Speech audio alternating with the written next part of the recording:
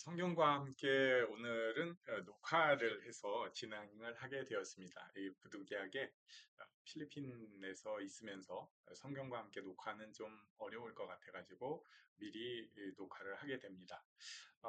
오늘 이제 이번 주간에 시편이 마무리가 되고요. 그리고 잠언이 시작이 되었습니다.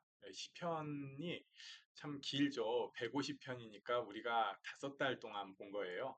근데 이 5달 동안을 보면서 계속 생각하는 몇 가지가 있습니다. 뭐 대전제, 시편을 통해서 가장 생각하는 거. 먼저 첫 번째는 찬양은 성도의 의무라는 것입니다.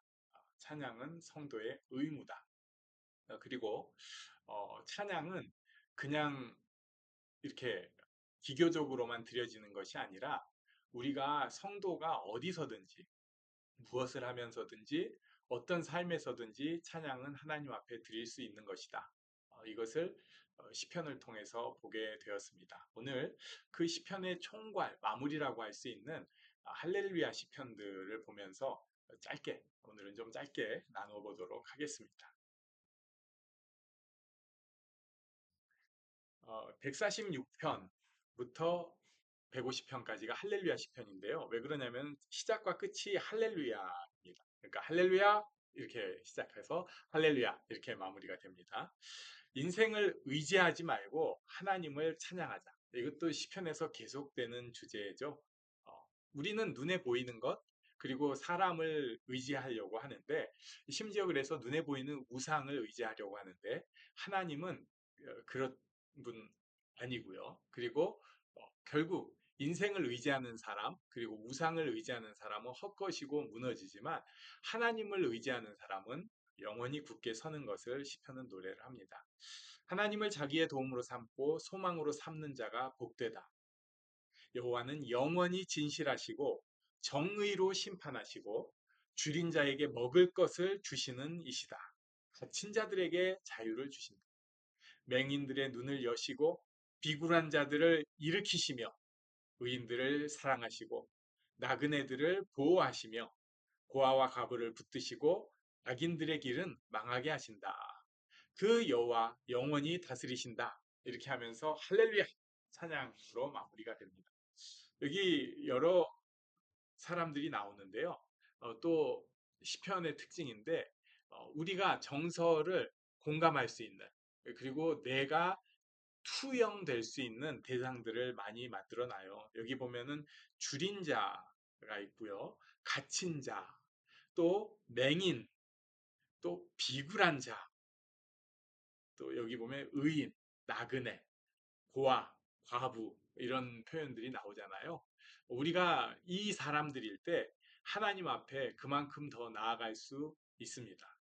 일으켜 주십니다. 네. 그리고 눈을 열어 주셔요. 자유를 주시고요. 우리가 일용할 양식을 갖게 해주십니다. 이 하나님을 영원히 찬양한 146편이었습니다. 147편은 처음에 또 이렇게 시작합니다. 할렐루야! 한 다음에 우리 하나님을 찬양하는 일이 선하다. 굿! 그 다음에 아름답다. beautiful. 마땅하다. 이걸 뭐 ough트라고 할지 have라고 할지 아무튼 세 가지를 얘기를 해요. 보통 우리가 찬양에 대해서 얘기를 할 때는 그렇지 선하다 그래 그리고 good 좋은 일이야 그게 선하다죠. 그리고 아름다운 일이야 그렇죠. 시가 아름답죠. 그런데 거기서 끝나는 것이 아니라 이게 마땅하는 해야 하는 일이라고 찬양이 성도의 의무라는 것을 다시 한번 강조를 합니다. 여호와께서 예루살렘을 세우시고 이스라엘의 흩어진 자들을 모으시며 상심한 자들을 고치시고 상처를 싸매신다. 우리가 이것을 볼 때 지금 포로로 잡혀간 무너진 상황이 아닌가 생각을 해요. 예루살렘을 세우셔야 되고 흩어진 자들이 모아져야 되고 또 상심한 마음이 무너진 사람을 뜻하죠. 마음이 상했어요. 무너진 자들을 고쳐주시고 그리고 그 상처까지 싸매신다. 그렇기 때문에 하나님을 찬양하는 일이 좋다, 아름답다, 그리고 마땅히 해야 한다. 성도는 망하지 않는 사람이 아니고요. 망한 데서 일어나는 사람입니다. 우리가 이걸 언제나 기억을 해야 돼요. 성도는 어려운 일이 없는 일이 사람이 아니고요. 어려운 일을 통해서 성장하고 더 넓어지는 사람입니다. 이걸 두려워하고 어려운 일이라고 해서 동굴 속에 숨어버리는 사람은 성도로서의 특권을 자기가 망각하는 거예요. 우리는 망하는 사람이 아니고 이 일을 통해서 결국 더 하나님의 영광을 드러내는 사람이에요. 왜냐하면 우리 하나님이 무너진 사람을 세우는 사람, 흩어진 사람들을 모으시는 분, 또 상심한 자들을 고치시는 분, 상처를 싸매주시는 분이기 때문에 그렇습니다. 그래서 우리가 이런 일에 대해서 죽었다고 할 게 아니라 하나님 앞에 오히려 기회를 삼을 수 있어야 됩니다. 그 하나님은 별들의 수요를 세시고 위대하시고 능력이 많으시고 지혜가 무궁하시다. 그 겸손한 자들을 붙드신다. 악인들은 땅에 엎어버리신다. 여기 시편에 제가 겸손한 게 얼마나 나오나 봤더니 네 번 정도가 나오고요. 그냥 제가 찾은 걸로는. 그런데 그 중에서 147편과 149편에 특히 이 겸손한 자들이 나옵니다. 이 겸손한 자라는 것은 하나님 앞에 하나님을 의지하는 사람을 뜻해요. 그러니까 내 힘으로 내가 살겠다가 아니고 하나님이 있어야 살 수 있다. 하나님을 나는 의지한다. 그러니까 진실로 기도하는 사람이 바로 겸손한 사람이에요. 왜냐하면은 내 노하우로 내가 지금까지 해던 대로는 못 산다. 하나님께서 해주셔야 된다. 우리 가정 뭐 내가 그냥 사랑하니까 막 산다. 이거 안 된다. 하나님께서 해주셔야 한다 하니까 가정을 위해서 간절히 기도하는 거예요. 내가 이제 어떤 일을 해요, 회사에서. 이거 맨날 해오던 일이고, 그냥 뭐 잘 되겠지. 물론 이렇게 사는 사람도 있을 수 있고, 그 사람 실제로 실력이 있으면 어느 정도 성과가 있어요. 하지만 정말로 하나님의 하신 놀라운 일을 보고 싶은 사람은 하나님께 간절히 기도합니다. 하나님께서 이 회사를 통해서, 저를 통해서 일을 이루어 주십시오. 이게 겸손한 사람이에요. 시편은 또 찬양하는 사람은 겸손한 사람이 되어야 합니다. 다윗이 잘난 사람이고 굉장히 이 프라이드가 강해야 될 사람인데도 하나님 앞에 겸손했기 때문에 하나님의 마음에 합한 사람이라는 평가를 듣잖아요. 우리도 이것은 언제나 기억하면 좋겠습니다. 감사함으로 노래하며 수금으로 찬양하자. 구름으로 하늘을 덮고 땅에 비를 주시며 풀을 자라게 하신 하나님, 들짐승과 우는 까마귀 새끼까지 먹을 것을 주신다. 여호와는 말에 힘이 세다 하여 기뻐하지 아니하시며 사람의 다리가 억세다 하여 기뻐하지 아니하시고 사람의 능력 때문에 그 사람 좋다. 네가 능력 있으니까 그냥 네가 그래도 해내는 일이 많으니까 또 현대 사회 배금주의로 생각하면 네가 헌금 많이 하니까 네가 좋다. 이런 거 아니에요. 그런 거 기뻐하시는 분이 아니고요. 여호와는 자기를 경외하는 자, 그의 인자하심을 바라는 자들을 기뻐하신다. 경외하는 사람, 인자하심을 바라는 사람, 이게 좀 전에 겸손한 사람이라고 6절에 표현을 했죠. 어, 경외하는 사람, 인자하심을 바라는 사람, 겸손한 사람을 기뻐하시는 거예요. 그래서 예루살렘아 여호와를 찬송하라, 시온아 내 하나님을 찬양할지어다. 하나님이 지켜주시고 자녀의 복을 주시고 평안을 주시고 밀로 배불리시고 말씀을 주신다. 또 말씀과 율례와 규례를 주신 하나님이 이스라엘에게는 특별하시다. 할렐루야 이렇게 찬양을 합니다. 그러니까 하나님에 대해서 잘 몰라도 찬양할 수 있어요. 우리가 이제 처음에는 사실 그랬잖아요. 우리 처음 찬양을 했을 때 위대하신 하나님, 뭐 하나만 알아도, 나를 만져주신 하나님, 뭘 하나만 알아도, 그냥 그 하나님 앞에 찬양을 했는데, 이제 147편은 조금 더 알아가기 시작하는 거예요. 그랬구나. 내가 아무것도 모르니까 오히려 겸손히 하나님 앞에 나아갔구나. 하나님을 경외하고, 하나님을 인자하심을 바라는 모습이었구나. 하나님의 기뻐하심으로 하나님 앞에 나아갔구나. 지금도 어, 돌보시는 하나님, 싸매시고 세우시는 하나님 앞에 나아가야겠습니다. 네, 이게 147편이고요. 148편은 온 땅아 찬양하라고 표현을 합니다. 할렐루야! 하늘에서 찬양하며 높은 데서 그를 찬양할지어다. 천사, 군대, 해와 달, 하늘아 찬양하라. 왜? 하나님의 명령으로 지음받았으니까. 또 하나님이 영원히 세우셨으니까. 이렇게 하늘에 대해서 찬양을 명령하고요. 여기에서 이제 잠깐 설명을 하면은 어거스틴이 이런 질문을 했어요. 만물이 찬양하고 있는데 왜 계속하여 찬양하라고 말할까? 왜냐하면 그들이 찬양하고 있을 때 시인이 너무 기뻤어요. 하나님 기뻐하시는데 자기도 기쁜 거예요. 그래서 찬양의 권면을 계속하고 싶었다. 그렇지. 좋아요. 계속하세요. 뭐 이렇게 어거스틴이 설명을 했습니다. 그런데 저는 이런 생각도 합니다. 만물에게 찬양하라고 계속 명령하는 것은 사실 자기를 향한 명령이기도 해요. 만물이 찬양하는 것을 어떻게 알아요? 내가 찬양하니까 아는 거예요. 만물이 찬양하는 것을 내가 찬양 안 하면 절대 모릅니다. 내가 찬양을 하니까 울림이 있는 것입니다. 우와, 이렇게 하나님을 찬양하는구나. 네. 그러면서 찬양하라. 그건 나에 대한 명령이기도 한 것이죠. 용들, 바다, 불, 우박, 눈, 안개, 광풍, 산들, 과수나무들, 짐승, 가축, 새, 왕, 백성, 고관, 재판관, 총각, 처녀, 노인, 아이들 다 찬양하라. 모든 존재들을 통해서 하나님을 찬양하라고 명령을 하고 있어요. 여호와의 이름을 찬양할지어다. 그의 이름이 홀로 높으시며 그의 영광이 땅과 하늘 위에 뛰어나심이로다. 그가 그의 백성을 높이셨으니 그 자손의 찬양을 받을 이시로다 하면서 찬양의 이유를 설명을 합니다. 찬양의 이유는 그의 이름이 홀로 높으시고 그의 영광이 땅과 하늘 위에 뛰어나신 분이기 때문에 그렇습니다. 또 그의 백성 이스라엘의 찬양을 특별히 받으실 분이다. 하나님은. 그러니까 온 땅아 찬양하라 하는데 마지막에 하나님을 아는 자들을 통해서 특별히 찬양받으실 분이다. 이렇게 또 한번 명령을 합니다. 149편으로 갑니다. 이제는 아예 성도들에게 찬양을 명령을 해요. 할렐루야. 새 노래로 여호와께 노래하며 성도의 모임 가운데에서 찬양할지어다. 성도를 얘기를 합니다. 또 새 노래로를 얘기를 해요. 새 노래는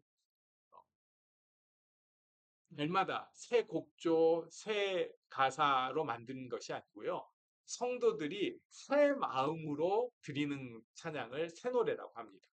그러니까 같은 곡조와 같은 가사로 노래를 하는데 새 마음으로 하나님께서 성장시켜 주신 그 마음으로 하나님께서 더 사랑하게 하신 그 마음으로 하나님 앞에 나아갈 때 이게 새 노래가 되는 거예요. 네. 새 노래로 찬양을 해야 합니다. 우리는 날마다 새로운 심령으로 찬양하는 거예요. 그때 그 찬양 다시 끄집어내는 것도 사실은 새로운 찬양이라고. 그때 그 내 감동을 다시 끄집어내서 하나님 앞에 새 마음으로 드리는 것입니다. 똑같은 모습이 아니고요. 새로운 모습으로 드려지는 거예요. 새 노래로 찬양을 명령을 하고 있어요. 이스라엘은 자기를 지으신 이로 말미암아 즐거워하며 시온의 주민은 그들의 왕으로 말미암아 즐거워할지어다. 네.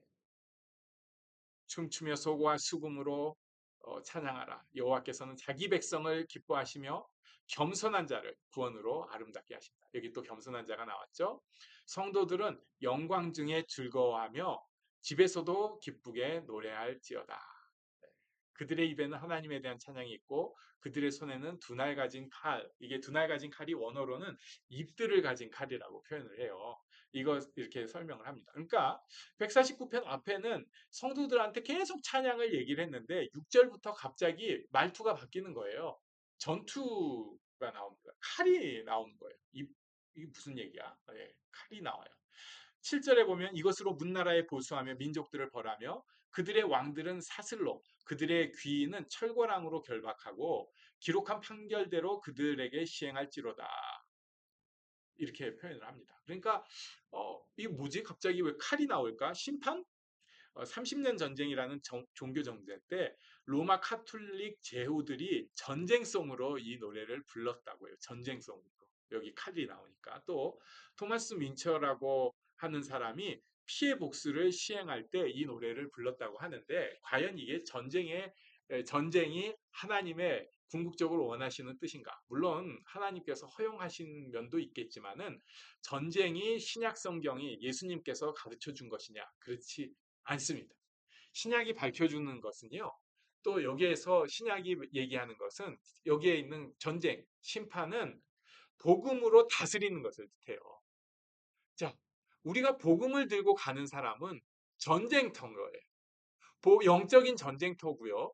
복음으로 그곳에 복음을 전하는 게 복음의 칼인 거예요. 예, 복음으로 칼로 가는 거예요. 그래서 그 칼로 천국 문이 열려지는 사람들이 있어요. 이것은 칼로 인해서 살아난 사람들이고요. 그런데 이 복음을 전했는데 냉담하게 반응을 한 사람들은 오히려 천국 문을 닫아버린 사람이에요. 칼로 심판받은 사람이라고 볼 수 있습니다.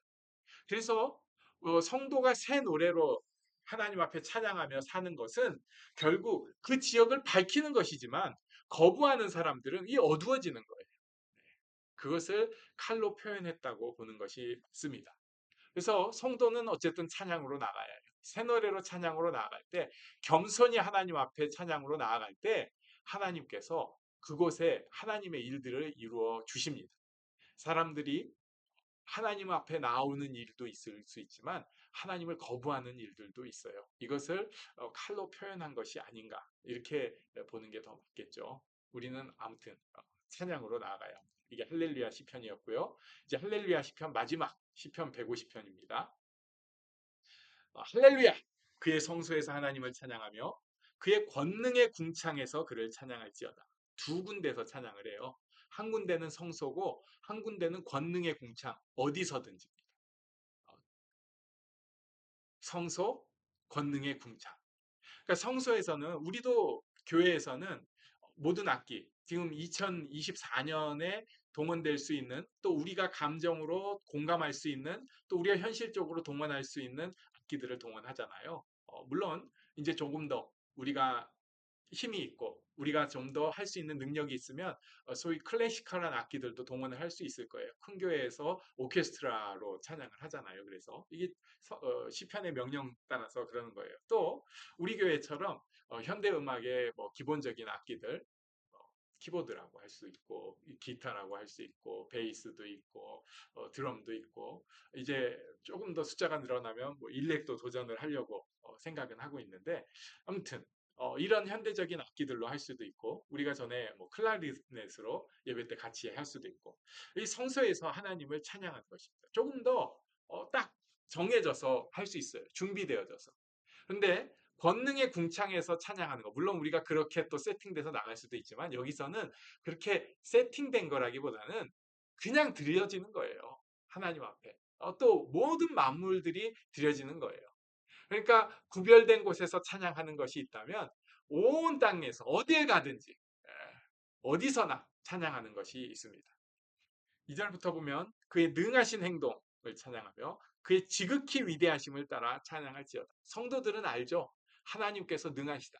하나님은 못하시는 분이 없다. 내 하나님은 크고 힘있고 능히 있어 못할 일 전혀 없네. 못할 일이 없으십니다. 그래서 나 같은 우리 같은 사람들을 인도하셔서 하나님의 도구로 쓰시는 거예요. 하나님께서 결국은 만들어 가십니다. 능하신 분이기 때문에 그래요. 그래서 하나님을 찬양합니다. 하나님 앞에 두려움 없이 찬양하고요. 하나님 앞에 모든 것을 다 이룬 사람처럼 힘있게 찬양하는 거죠. 나팔소리로 비파와 수금으로 소고로 춤추어 현악과 퉁소로 큰 소리 나는 재금 높은 소리 나는 재금으로 당시 성전에 쓰이던 모든 악기들로 하나님을 찬양을 합니다. 그런데 마지막에 또 이렇게 표현을 해요. 호흡이 있는 자는 여호와를 찬양할지어다. 우리 좀 전에 149편에서 보면은 148편에서 용들, 바다, 불, 우방, 눈, 안개, 광풍, 산들, 과수나무들, 짐승, 가축, 새, 왕, 백성, 고관, 재판관, 총각, 처녀, 노인, 아이들 다 나왔잖아요. 이것을 150편에서 호흡이 있는 자라고. 무슨 산이 호흡이 있어? 움직이니까 호흡으로 표현을 하는 거예요. 움직거리는 모든 것은 그 움직임으로 하나님을 찬양해라. 과수도 하나님을 찬양해라. 열매를 맺음으로. 꽃나무들도 하나님을 찬양해라. 꽃을 피움으로. 구름도 하나님을 찬양해라. 구름이 이동으로 아름답게 또는 비늘 내림으로 시원한 그늘을 만들므로 이렇게 선포를 합니다. 성소에서도 찬양하고 온 땅에서도 찬양. 그래서 할렐루야 시라고 하고요. 또 이 시편의 마무리가 이렇게 되었습니다. 다시 한번 설명을 할게요. 시편을 통해서 우리는 찬양에 대한 명령을 기억해야 됩니다. 그리고 하나님만을 의지하는 것, 겸손히 하나님만을 의지하는 것을 기억해야 되고요. 성소에서만 하나님을 찬양하는 것이 아니라 어디서든지 하나님을 찬양하는 것을 축복으로 알아야겠습니다. 우리가 시편 이렇게 읽게 되어서 감사합니다. 그 다음에 이제 잠언으로 들어가게 되는데요. 네, 좀 전에 설명한 것이고요. 잠언은 이제 처음부터 지혜를 얘기를 해요. 잠언이라고 하는 게 원어로 마샬인데 비교, 비유 또는 모델, 모범 뭐 이렇게 볼 수 있어요. 그래서 이 잠언은 어리석은 자에게는 사리 분별력을 주신다. 젊은 자에게는 선 지식과 옳은 것을 깨닫는 능력을 주기 위한 것이다. 네, 학식을 더하고 모략을 얻고, 네, 그리고 지혜와 교훈, 슬기로운 가르침, 훈련과 지혜로운 생활을 얻고 의롭고 올바르고 정직한 삶을 살게 한다. 그렇기 때문에 이 잠언을 본다. 그러면서 잠언 1장 7절에 유명한 말씀이 있죠. 여호와를 경외하는 것이 지식의 근본이거늘 미련한 사람들이 이것들을 무시한다. 결국 경외하는 사람, 참 지혜를 가진 사람은 엎드리는 거예요. 순종하는 거예요. 신뢰하는 것입니다. 사랑하는 것이고 동행하는 것이에요. 이것을 어떻게 보면 겸손이라고 또 표현을 할 수도 있습니다. 잠언은 이렇게 우리를 격려하고 있습니다. 이제 우리가 한 달 동안 또 잠언을 보게 되는데 하나님 앞에 이런 지혜, 또 하나님께서 우리를 만져주실 것을 알고 따라가는 지혜, 어떤 길을 행해야 할지를 깨닫는 지혜, 이런 것을 아는 그런 한 달이 되면 좋겠어요. 우리 평생을 통해서 알아가야 되지만 또 이번 한 달은 잠언을 통해서 이 말씀을 내 말씀으로 깨달아서 듣고 따르는 그런 복된 자가 되면 좋겠습니다. 뭐 좋은 얘기구나가 아니라 그것을 예수님의 가르침을 기반으로 해서 우리 심령에 주시는 가르침으로 우리를 향한 어떨 때는 채찍, 몽둥이처럼 생각하고 하나님을 따라갈 때 이 잠언 말씀이 복될 줄로 믿습니다. 네, 이번 주는 잠언 2장까지 보는데요. 1장에 또 여기 있죠. 부모의 가르침 멸시하지 말고 악인의 꾀임에 넘어가지 말아라. 그다음에 지혜는 길거리에서 부른다. 어디서든지 부르시는 그 하나님을 듣고 우리가 따라가야 한다. 이게 이제 잠언 1장의 주 내용이고요. 2장 에서는 음료 얘기가 또 강하게 나옵니다. 그러면서 우리가 그 가운데에서도 하나님을 찾는 그런 지혜로운 모습이 나오는데 하나님 앞에서 이 잠언 읽는 시간이 또 복된 시간 되면 좋겠습니다. 네, 오늘도 복된 날, 하나님 앞에 평안한 날, 평안한 밤 되시기를 바랍니다. 오늘은 여기까지 하도록 하겠습니다. 감사합니다.